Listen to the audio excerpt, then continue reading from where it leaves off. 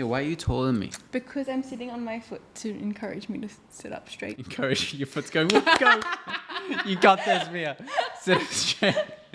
I wish my foot was that encouraging. As your foot up your ass to encourage you to sit up straight. Yeah, but you're set up really tall. Because this is just, I look like a short This is how king. I sit on my side, like this though. Do I put up Don't be insecure. Do I put my foot up my ass to encourage me? Can you get another pillow? I'll sit on like 10 pillows to make me feel better about myself. Welcome back to the Relationship Mentors podcast. We are on episode 7. We are flying with these podcasts and I hope you're enjoying them. In this episode, we are going to catch up from the week just gone and also go over couples that do these 4 things will never break up. Super excited for this one, and I am joined by Mia Cherry once again. Hello, everybody. I hope everyone's had a great week, and we're excited that we're doing these podcasts. I can't believe it's up to number 7 already. Yeah, I've had a couple people this week. We went to an event. We went to an event last week, and this woman who was at the event, she came up to us. She was like, "Oh my God, I listened to you guys on the podcast." I was like, "Oh, that's awesome." Obviously, she found us through our Instagram and then went on our podcast. She was like, "No, I found you organically through Spotify on the podcast." I was like, "That's so sick." And then we had a couple more people that came up to us about the podcast. So yeah, and we love even it. Having people send us videos of them and their partner watching our podcast, like that's just such a cool Yeah, thing. it's like we're having dinner with them. Yeah. And we sat down. We're a third wheel in so many people's relationship, you know.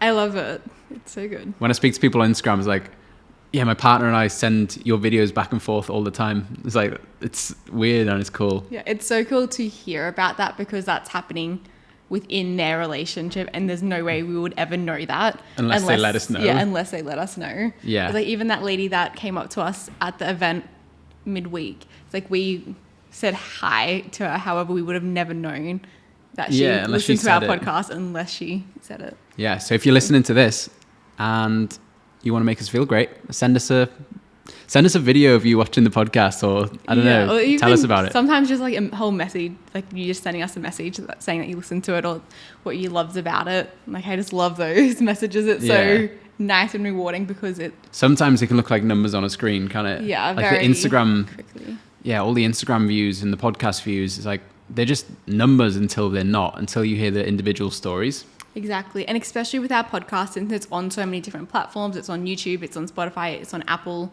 It's just like it's on those 3? Yeah. Yeah, it's just like those statistics on all 3 different platforms. So it's not like when we post a reel, we have one channel that we look at it and like, okay, we've got this many views on it. With this podcast, it's like so many different platforms to look at. Yay.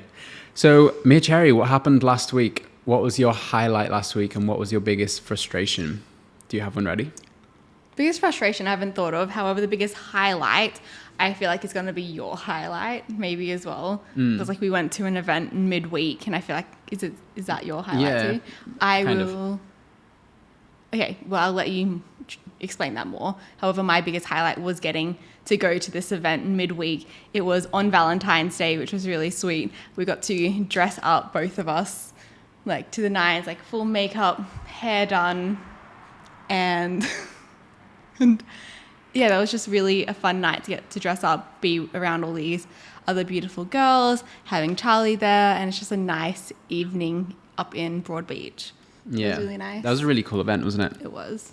On last week's episode, I mentioned, really looking forward to have this speaking event, and it happened on Valentine's Day, which was a few days ago. And yeah, it went really well. I actually loved it. I've done thousands of hours speaking to camera, but when it comes to public speaking, that was the first time I've really done it. So it's like learning all over again, becoming brand new at something and trying that out and get out my comfort zone. So I really enjoyed it. And it was a really fun event. And another win was that nice? That's nice. Another win was last night. Just had a great call with a client, this couple that I'm coaching. And I just love being that third person and coaching them and just being that backboard for them to bounce ideas off and lay everything out on the table of what's happening in their relationship. And this couple has the heart of gold. They really want to do better for themselves. They really back themselves in wanting to create this great relationship. But I always tell people it's never for a lack of love. It's a lack of skill if you're not creating a great relationship. Because a lot of people break up every single day and they still love each other. So it's like the skill on the communication stuff and the trust issues pieces and life design and intimacy and all these little things that actually make a great relationship. It's not just love. Yeah, I couldn't agree more. Yeah, so that was my win for the week. Do you have a frustration? You frustrated me a bit this week. Thank you. No, I think it's been okay this week. I haven't really thought of any frustrations for this week, so let's not look for any. Yeah, I was like, if anything, maybe just like our little bickerments here and there. But I know that the bickerments are just in the moment bickerment. Yeah, and like It's directing us back on course. Yeah. It's like today, I was like to Charlie, like we've started a conversation. Now you've just distracted yourself in all these other things and I'm still waiting for you to finish the conversation. Yeah. So it's just like little things like that, which are really nothing. And they it's normal in a relationship. Like when I speak to couples, when I coach them, they often say, like they imagine we never have arguments. They watch us on Instagram and think obviously they never have an argument. They're relationship coaches. I'm sure their communication's great. I'm sure they're really on top of their intimacy every single day. It's like, no, we're not. We have little arguments all the time. A few days go past, we're like, oh fuck, we haven't had sex in a few days. And it's such like just a hindsight of balance overall. It's like, okay, did you do everything that you needed to do today to have a great relationship? Or did you do everything that you needed to do this week to have a great relationship? It's like there could be many hours where I just feel very disconnected because we've been doing work for so many hours and I haven't spoken to anyone else apart from me looking at a screen doing all this social media slides, things like that. That it's like in that moment, do I feel super connected to Charlie? No. However, I know in the big scheme of things, maybe later that night we go to the beach together, or maybe the next day it's a lot more connected. Yeah, it's just constant adjusting in your relationship. There's an analogy with an airplane. When an airplane flies to a destination, it spends 95% of its time off course, and it's just constantly readjusting those tiny little readjustments. And that's why it's so important to bring up the little things when they're not feeling great in your relationship. I really like that analogy. I think I have heard it before, but not in terms of relationships. And I think that's actually very, very accurate because it's like we know the tools to have a great relationship and we have an amazing relationship.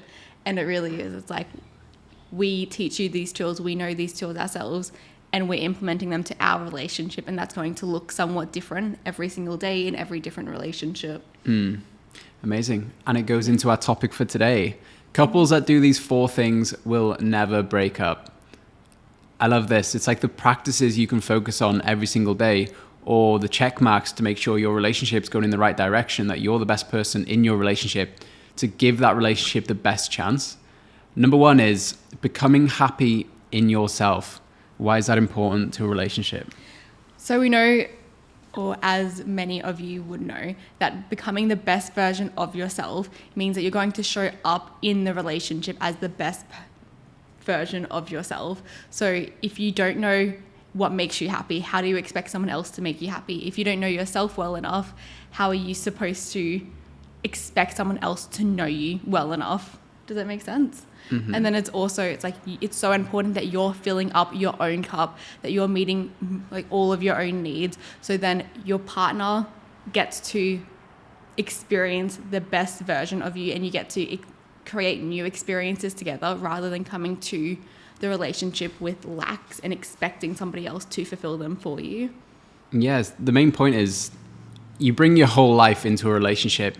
There's so many external stresses. You bring your past into a relationship. You bring every other relationship you have into the relationship. So you need to become happy in yourself. If you're working a job you hate for 40 hours a week and you're wondering why that's upsetting your relationship, like it's not hard to work out. You need to become happy in yourself.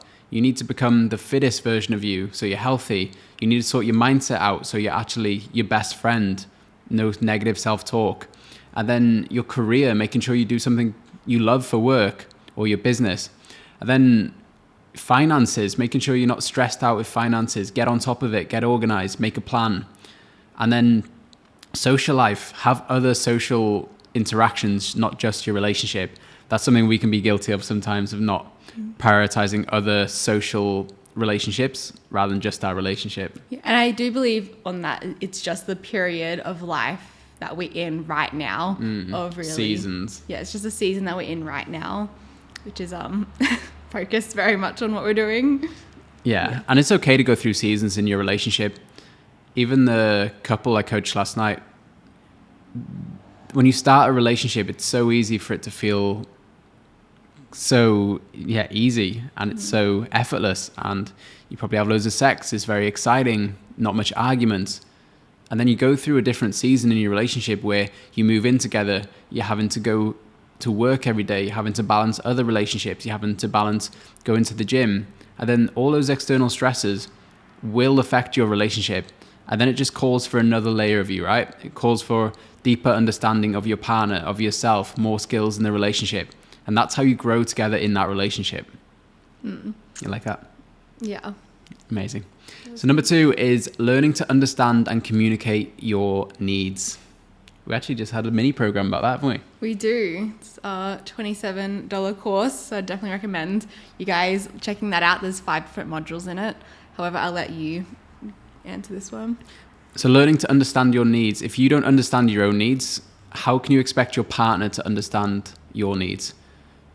Love is very complicated. Loving another person can be very complicated. Everyone has their unique ways of how they want to give love, how they want to receive love, what makes them feel reassured, what makes them feel safe, what makes them feel recognized. And if you don't understand that for yourself, then you're not going to get your needs met because your partner's not going to understand that, right? So it's so important that you understand yourself of what makes you feel good, what makes you feel bad, what makes you feel safe in that relationship, what makes you feel connected with your partner, what makes you feel insecure, jealous. You need to understand all this stuff about yourself so that you can communicate it to your partner. And understanding it's only the first step. Like communicating it's so important too. Yeah, and something before we move on to how to communicate it, something that I find so beautiful and something that we do mention a lot is being able to understand your needs to communicate that with your partner. It's just another way that it strengthens the relationship so much more for the point of view of if I love when you come home and you have a massive smile on your face and you come directly to me and hug me. Like I feel like that's a need, or it's something that I just genuinely like because it makes me feel loved and appreciated. It's like, imagine if I never communicated that with you and you didn't do it. But the fact that I have communicated that with you every single time Charlie comes home, he has a massive smile on his face and he gives me a hug, and it makes me feel so much love. So not only am I happy within myself, however, I've communicated with my partner how to love me even better, to show how much he loves me, that from a point of view that I was already happy and fulfilled within myself, then having a partner that's over loving me so much in that area. Like that's so great. It just makes a great relationship so easy to continue being a great relationship. And that's a great side quest as well. Why do you love your dog so much? It's because every time you see your dog for the first time that day, the dog is so happy to see you. That dog is excited. He's running up to you. He's trying to jump up at you. He's so happy that you're home. Like imagine doing that for your partner. Imagine every time your partner walked through the door, you're actually excited to see them. You were happy to see them. You lick their face. No, just imagine being excited to see your partner again every time you see them. Every time they walk through the door, every time they walk in from another room, can you acknowledge them? Can you recognize them? Can you actually make them feel loved and appreciated? I'm just seeing other scenarios of people listening to this, and they're like, when their partner like goes to the bathroom, comes back, like, oh, babe, I missed you so much. Oh, just acknowledgement. I do get it. Acknowledging your partner every day. Exaggerating. Make them feel wanted. So I feel like that's an important side quest to go on. 100%. I just love this one so much, of understanding your own needs and communicating them. It genuinely just is teaching your partner how to love you most, because it's like the fact that Charlie does that doesn't mean if someone else does that, that would make me feel appreciated or loved. It's maybe just specifically for this type of person that I'm in a relationship with. Yeah, everyone loves differently. Some people love gifts, and we couldn't really care about gifts. And if I was just going to give you loads of gifts, it's like, okay, but it wouldn't make me feel that loved. Whereas if I give you a hug, if I give you my attention, if I give you affirmation, it makes you feel way better than if I just come home and give you a gift. Yeah, it's like gifts are nice. However, it's like just because you gave me a gift doesn't make it mean that you love me any more than you did 5 seconds ago, and it doesn't mean I love you any more than I did 5 seconds ago. Like the love level doesn't change for me. Yes, finding out the specific of what makes your partner feel loved, what makes you feel loved. Can you actually tell your partner that? Even had a client last week who said, my partner always tells me she loves me, but I've become so desensitized to that. Like I don't feel it as much anymore because my ex-partner said that to me and she went and cheated on me.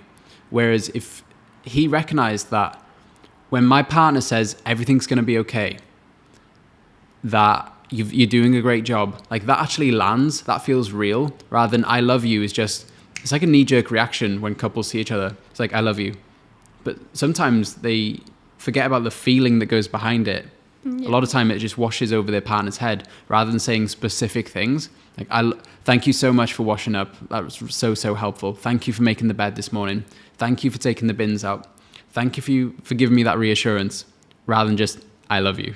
I love you's lazy sometimes. It is. Like even sometimes I'll add our little scenario. Sometimes if we've just had a disagreement or an argument or I don't feel as close to Charlie, I'll just be like, love you. I love you. And just it's just that tiny bit of reassurance to tell me, say it back. So then I feel like we're okay.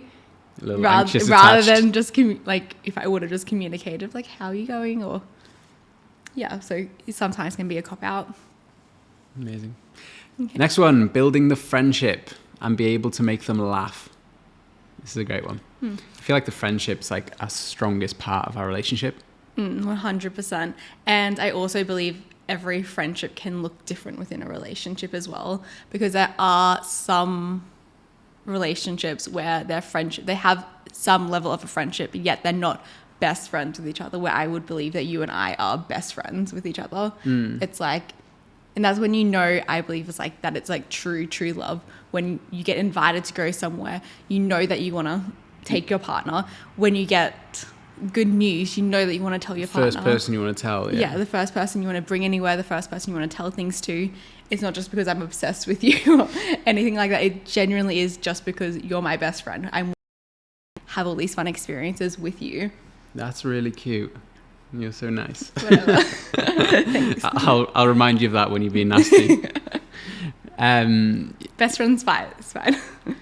Yeah, having your friendship in your relationship, because sometimes when the red hot intimacy isn't there, it falls down to the friendship. That's the baseline. That's the foundation of your relationship. It doesn't rise to the level of your intimacy and crazy hot sex. It falls to the level of your friendship. It falls to the level of, do you actually like your partner? Do you like them? Do you like spending time with them? If you broke up in the sense of boyfriend, girlfriend, wife, husband, would you want to spend time with that person as a friend? If you don't like your partner, then chances are it's going to rot the relationship. Yeah, it's like there's so much more to a relationship than just romantic chemistry and sexual chemistry. It genuinely is. It's like on our dates, like normally on a day-to-day basis, it's just us playing jokes with each other and like funny banter. And every day I'm like, how can I make Mia laugh today? And I just try and do something funny.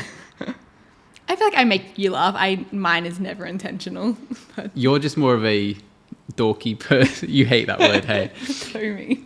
I find dorky, because Mia takes offense to being called dorky, but I found dorky like a cute, funny laugh, unintentionally funny.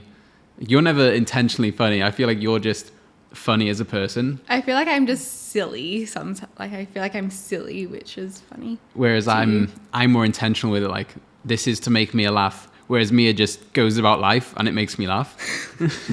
Just watching you go about life. Sounds terrible. Why does it sound terrible?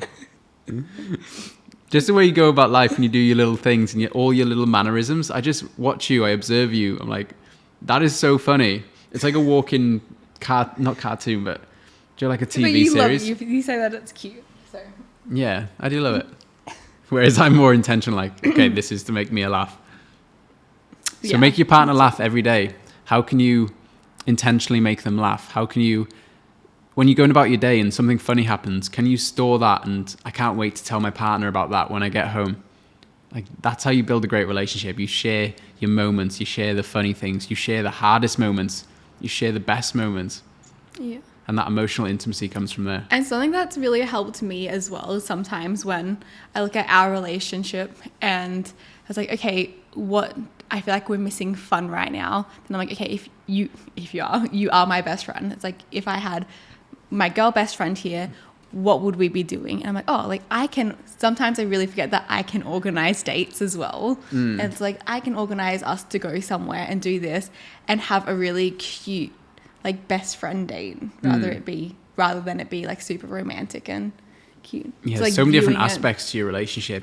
Yeah, just like viewing it as like, what would you want to do with your best friend right now? It's like, would you want to go and have this fun adventure? Like, yeah, definitely a mindset that I've been having lately, since we are so business focused, work focused, and then relationship focused. And like our best friend just lays, like our friendship just lays in between that. And better ways to actually build our friendship is actually, you do that so well by every single day. How can I make Mia laugh? So I don't intentionally have that viewpoint every day. However, what I view is like, okay, what is a date thing that we could do this week that's actually you're way a better at best that. friend focused of just like silly, and it's fun, and of course romance. We obviously love each other, so that naturally comes in with it. However, having dates that are just focused on like, would I want to do this with my best friend? Absolutely, this is so much fun. And then do it with you. Having present time with your partner every day, it's so, so important. I'm guilty I could just work all day, all night, and just talk about work and just be about work. And then the relationship suffers, and I don't want that to happen. But sometimes I'm totally unaware that that's happening. And then Mia always calls me up on it like, hey, we've only talked about work today. Can we do something else? It's like, oh, fuck, yeah, I have actually just spoken about work today. And you're really great at calling me out on that. And then we organize something, or we be spontaneous. We make sure we go outside. We get in nature. We spend time present together without our phones. We go play a board game. We go have food down by the beach for sunset. This is like our favorite thing to do at the moment, and some of you will love it, some of you are going to think it's so lame. However, we love it so much. It's like, I cook dinner here, we put it in like Tupperware. Glass containers, and then we live across the road from the beach. However, we get in the car and drive to a different beach, and then we pull out our picnic blanket, we eat dinner together, and just are in the midst of silence or nature. And then we talk about anything that has nothing to do with work. I'm like, you cannot talk about work in these moments. And then we play a board game, and it's just such a nice evening, completely away from technology. We don't take our phone, we don't take anything, we don't talk about work, and that's just our fun moment. Little getaway. Yeah. Every moment of your relationship, you can assess it and be like, what's missing right now? Is fun missing? Is reassurance? Is intimacy missing? Is going on an adventure missing? There are so many different aspects of your relationship. Be like, what do I feel like is missing from my relationship right now? Can I be the one to initiate that? What does that look like? Do we go here? Do we go here? Can I just tell my partner like, hey, next Thursday night, we're going here at this time? Like, be the one to take initiative sometime. Yeah, and I think if I could add something to that as well, it's very specific as well on your particular values that you both have within the relationship. Like, something that I value a lot is fun. So in every day, like every single day, Charlie makes sure, and I also make sure, that we're doing something fun together because I value fun so much. And with other people, maybe they both value business so much that them sitting down and like planning a side hustle business together will be super fun for them. Or maybe you guys both value socializing, that once a week you want to socialize with your group of friends because you both value that so much. Does that make sense? Yeah, everyone's got their own version of fun, right? Because I definitely have seen, like, with the house, like growing up, my mum looked like she valued a lot of like social time with friends, and we'd always, at least once a week, would go see our close friends, which was also my mum's friends' kids, and once a week we'd always go to their place because my mum valued that within them. Does that make sense? Yeah, everyone's got their own version of fun. I feel like what looks like fun to us wouldn't look like fun to other people. Yeah, I was like, some people hear that and be like, that's so boring. Whereas if we saw going out partying with a bunch of friends, we'd be like, fuck that. Like, we are not extroverts. We don't want to socialize. to go to a loud environment to have small talk with people you barely know. It's like, we don't want to do that. We'd rather go for a walk in nature with friends, go somewhere quiet, do something more intimate rather than going out partying to a loud place. But that could look like fun to other people. So it's like, what's your definition of fun?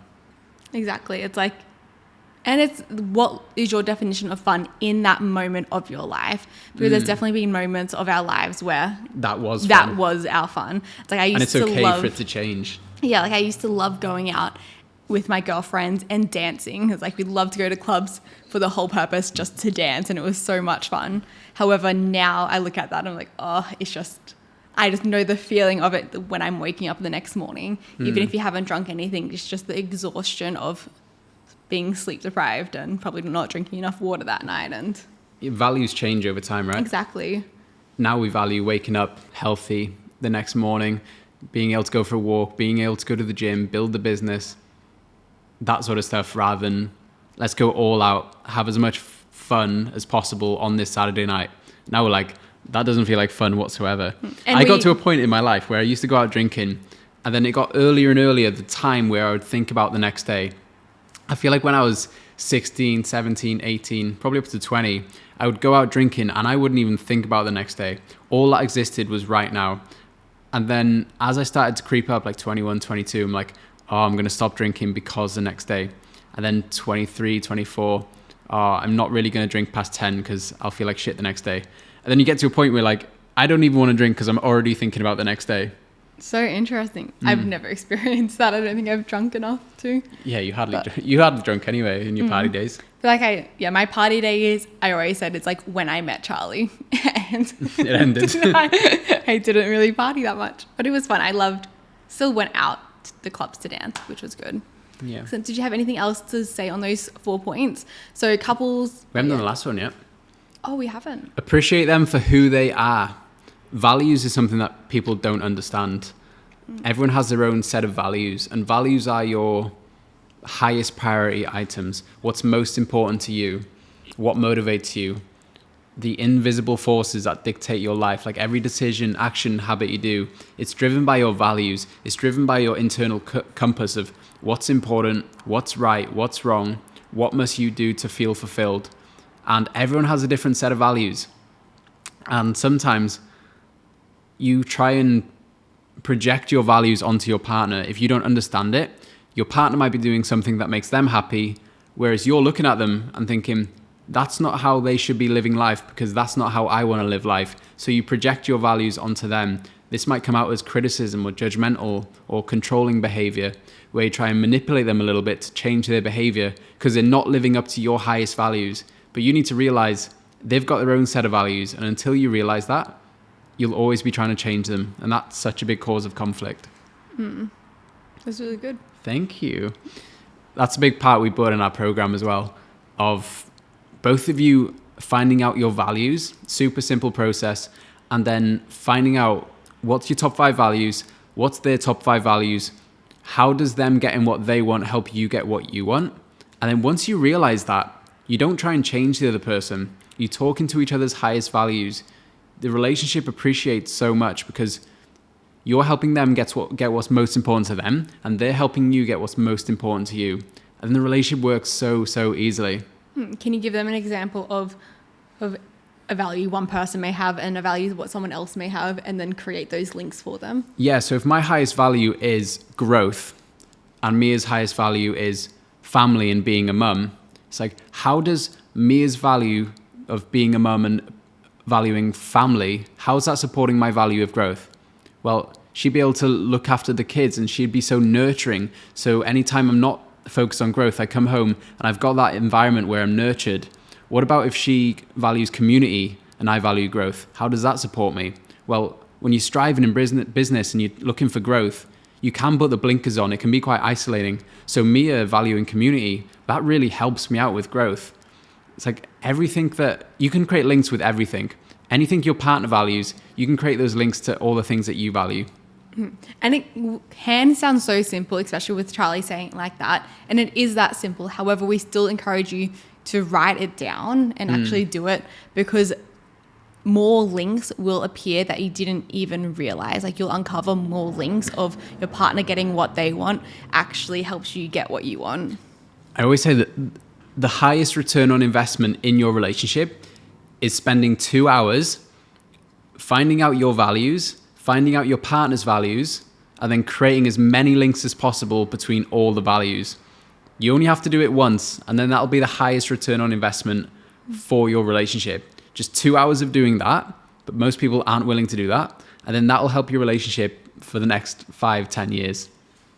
That's great. Yeah. And if you want help doing that, there's a link in the description where you can access the conflict codes. So in there, you'll be able to work out your values, all things trust, all things appreciation, working out your triggers, understanding your needs. There is so much in that program, all around conflict, all around communication. It's like, if you want a better relationship, more love won't make a better relationship. It's more skills on how to love will make a better relationship. Damn, well said. Yeah. Well said. So we just went over the 4 things couples need to do to never break up. So become happy in yourself. Like, you need to become the happiest version of you. And that's the greatest gift you can give to your relationship. And then learn to understand and communicate your needs. What makes you feel safe, reassured, connected with your partner, and then learn how to communicate that. And then build the friendship. Like, friendship is the base for your relationship. So how can you build that up? What's missing in the relationship? And then appreciate them for who they are. Figure out your values, and then find out how them getting what they want helps you get what you want. So, so important. And if you want help with that, hit the link below. And now, what are you excited about for this week, Mia Cherry? This week, since we didn't mention that we have not been socializing as much, this weekend we're actually socializing a lot. Yeah, we are. It's like my mum's coming down Friday, Saturday, Sunday, so I'm really excited about that. And then once I said yes to that, we realized that on Friday night we're going out for dinner with another couple, and then Charlie has plans with his mates on Saturday night. I'm playing ping pong on Saturday night. Oh, wow, watch out. The boys are getting together. And then Sunday, I'm going down to Brisbane for a whole girls like networking event. So I'm really excited for that. So it's like, I have such a great whole weekend planned. So what day is it today? Monday. How exciting. Wow. We're never social. Yeah, I didn't even realize it was the beginning of the week. But yeah, I'm really excited for this weekend. There's like so much happening. So. I'm excited for that as well. I'm excited to go out for food Friday. I think that'll be really nice. We're going to sorry to interrupt. So like, we're going to one of my favorite restaurants in Burleigh. So I'm excited. Yeah, shout out to Jimmy Waz. Great restaurant.